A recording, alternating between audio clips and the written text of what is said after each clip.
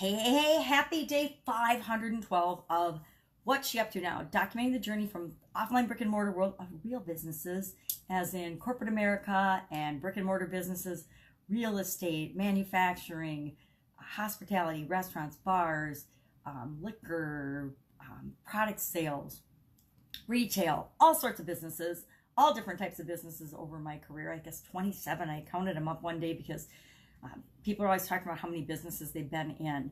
And some of those were an absolute bust. They were like, why am I working this hard for making no money? And others were really, really successful. I guess most of my corporate jobs, I would say were really successful. Every job that I had, I always, even if I got fired, because yep, I got fired. And even if I got laid off, because yep, I got laid off, I always landed on my feet with an absolute better position than the one I had that I was leaving. So for me, corporate America was pretty cool, pretty easy.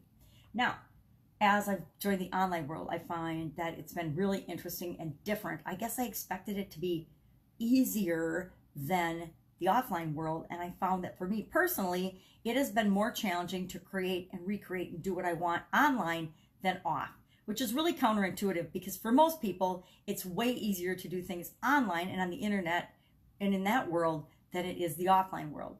I don't know the answer to that. I don't know the reason for that. For me, maybe because I spent so many years in the offline world, I just intuitively understand and I get what to do, when to do it to make that work. And it's different what to do and when to do it to make that work in the online world. Now, a lot of the things that we learn in the online world, had I known and applied in the offline world, my businesses and my life would have been a whole lot easier, but I didn't know that. And just learning it now as I've learned about the way things are done in the World Wide Web and the internet. People love it when I say the World Wide Web. I guess nobody calls it that anymore, but I've been around since before there was a World Wide Web. So it's fun to say that every once in a while. People look at me like cross-eyed and crazy. They're like, what are you talking about? Now, I've titled this particular episode Help for a reason. One of the biggest personal challenges I have in my entire life and have had my entire life is the ability to ask for help or to seek out and help. I love helping other people. I do whatever I can that's humanly possible and sometimes not humanly possible to make sure I help other people.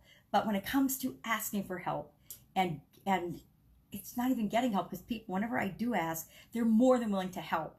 I mean, and a lot of times I don't even have to ask. I just wait till I look desperate in a certain area of my life and then people just volunteer, which is a really unfair way of doing it. It's really a dumb way of doing it, but it's worked for me in the past. And so as I am growing and changing as a human being, I'm hoping that I change my ability to help. I'm having a current new challenge in my life, and I'm finally, if you look at my eye, maybe you can tell, I'm finally getting to the point where, okay, all of these things I've done myself that I've done just fine by myself are things I still want to continue moving forward, but a lot of them, I'm going to have to get an assistant and have them do those things. I'm going to have to let go of the strings, the apron strings, and have somebody else do a lot of my social media posting. I'll create the content, but I need somebody that will spread it about the world and the universe for me, because with limited vision comes lots of typos, lots of mistakes, and it bugs me like crazy. I used to be one of those people that I would read a book and I would notice every typo in a book. You can have, a 500-page book and there were 2 typos in that book. I would find the 2 typos. I was that person. And I was that person that would be mortified if I sent out an email or a text message with mistakes in it or with the wrong spelling of a word, because autocorrect corrected the wrong spelling for me.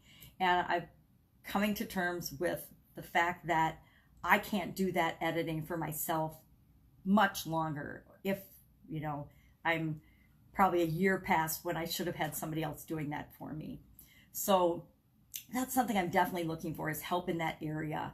And I've got to decide who and how I want that help to come my way. But I guess the first thing is to put it out there and say, yeah, I guess I'm going to have to get some help. I'm not going to be able to do everything that I've always wanted to do myself anymore. And that's perfectly okay. It's just another phase, another change in our life and our development and our personal journeys.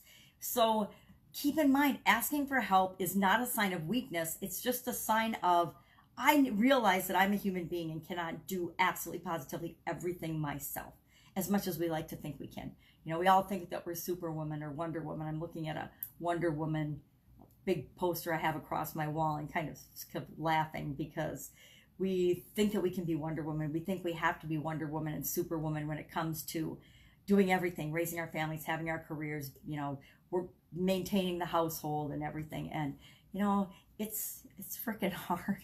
And it's a lie, because we can't do all those things without help. And I'm a person that doesn't believe in the word can't, but we can't do all of those things to perfection, or the level of perfection in our own minds, and definitely not in other people's minds and imaginations, without some help or bartering to get those things done. So help. Going to be looking for some help.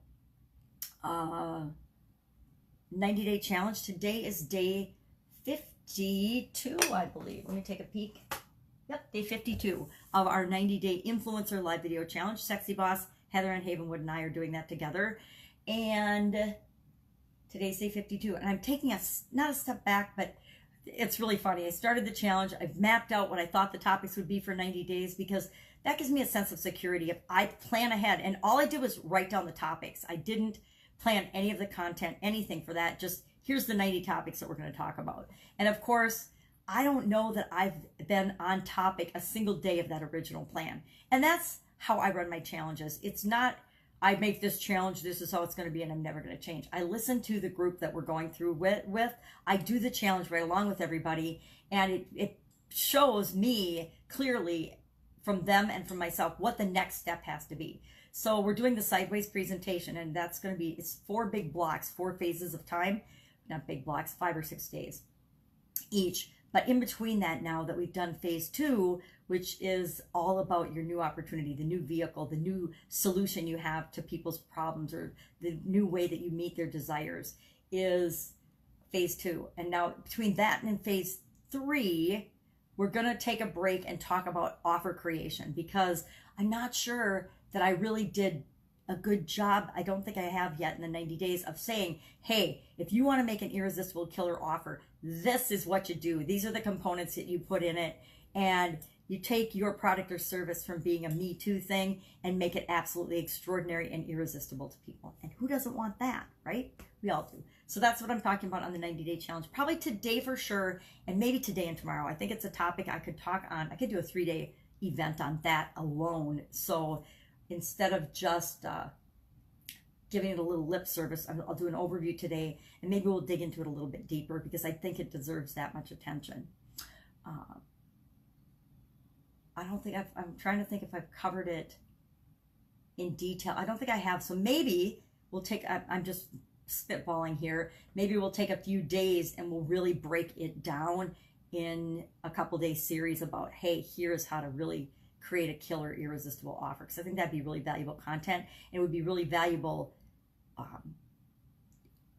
core understanding and foundational material for how to become an influencer and how to influence people. If you have an irresistible offer for people, you can be a kind of bad speaker or a video maker, thank goodness, and you don't have to write perfect copy or say everything perfectly. If you've got a killer offer that really does the things that I think are the components, the key components, the 5, I say 5 key components, and then bonuses or whatever you want to add, but to your core offer. And I'm just talking about the core offer that you want to make to people in your sideways presentation. I think that will go a long way in ensuring the success of your organization and your business and whatever it is you're trying to do online or offline, than if you are a really amazing speaker or presenter or salesperson even. A lot of irresistible offers will sell themselves. And it doesn't matter how clumsy you are at selling and closing people, because you don't have to close people. If you've really got something that's going to change their life and benefit them, they know it. They'll recognize it. You don't have to ever hard close or hard sell anybody, which is right up my alley, because I hate hard selling and hard closing and salesy crap. I hate it. And I will always hate it. And I just won't do it. I will never, ever coerce or manipulate or force anybody into working with me. Number 1, I don't want to work with anybody that doesn't want to work with me. And number 2, because I think it's just plain wrong. I mean, there's so many products and services that we get foisted on us that we don't ever need, use, or even kind of want. We wanted them at the moment when the person was presenting it to us, and then we get it and we're like, what the heck was I thinking? Why did I ever buy that? Why did I ever get involved with that? Why did I ever do that? Why the heck did I buy that blouse? Because that sales clerk told me I looked sexy and awesome. She was freaking out and out lying to me, right? Has that ever happened to you? Well, it's definitely happened to me. So that's what I'm working on. That's what's going on today. Go out and make an absolutely fantastic day. And I'll, of course, be with you tomorrow. Take care.